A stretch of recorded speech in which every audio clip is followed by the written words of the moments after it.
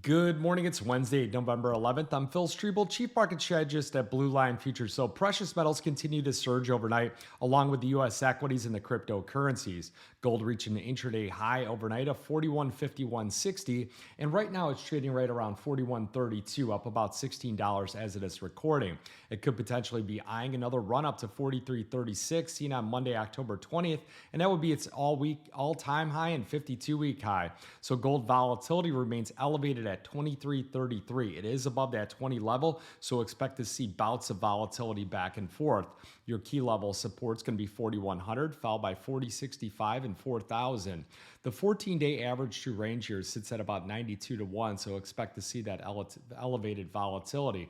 Now you look at silver and you look at the gold silver ratio dropping down to 80 to 1. It is stronger than the gold market here with its fourth highest close in history and up for 3 consecutive sessions, tacking on about 5.91% over those last 3 trading sessions. The 52-week high is just over $53 at 53.02 seen on October 16th.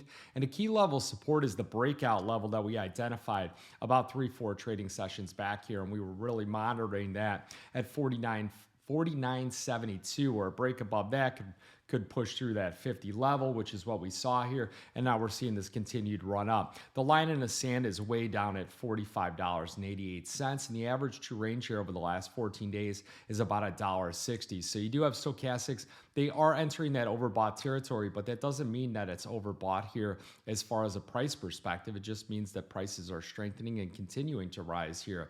DMI plus is over DMI minus, and the MACD's turned positive. So when you look at intraday trading systems, they will look at those buy signals here. Now shifting to the equity markets, which are also stronger here, stock futures are led by tech with expectations of that imminent government shutdown to end, resilient growth, AI investments, and then a Fed rate cut next month. Now, the House will vote today on the spending, so you expect to see some volatility around that, which would end the longest government shutdown in history. A reopening would help fill a data void and set a clear path for the Fed's December meeting. Soft ADP jobs data on Tuesday has already prompted traders to price in the higher chance of a rate cut. That's where we saw gold futures really start to push up. We also saw yields come off here yesterday and bonds pushed up, as well as the 10-year note. You'll get the S&P 500 overnight up about 0.2%, so it is slipping after testing the 6,900 level. Our year-end price target's been 7,000 for quite a while, so we sit at 68.86. You do have the NASDAQ up about 100 points here at 25,740. Now you look at the CME's Fed Watch tool for that December 9th and 10th meeting here. Markets now see about a 63.4% chance that the Fed will cut rates by about 25 basis points. So there's been no movement in the swap markets here. It's up about 62% from a week earlier, and it's about a 36% chance that they leave rates unchanged. The poly market has continued to elevate here, back up to a 72% chance that they cut rates overnight. So we got no real actual rise on any of these two models here based on the available data, but once we start to receive data here, that situation is going to shift. Now, yesterday there was a big economic data release here that was kind of under the surface that moved a lot of these markets here, and it was the ADP data here as far as U.S. companies shed about 11,250 jobs per week on average over the last 4 weeks ending October 25th. That was according to data released by ADP Research. The figures suggest that the labor market is continuing to slow in the second half of October compared with earlier in the month. And ADP's most recent data report showed that private sector payrolls increased about 42,000 jobs in October after declining the prior 2 months, but it wasn't significant to really get anything going. And it kind of reaffirms where we're at here, that this number is continuing to weaken and the jobs number is continuing to weaken. So we have no real significant economic data releases here, but we will have a lot of Fed speakers. Williams, Paulson, Waller, Bostic, Murin, and Collins are all expected to speak. So look at some of what the information they're giving out as well. Now, on the earnings front, out of the 457 S&P 500 companies that have reported so far, 81% of top analyst forecasts and 15% have missed.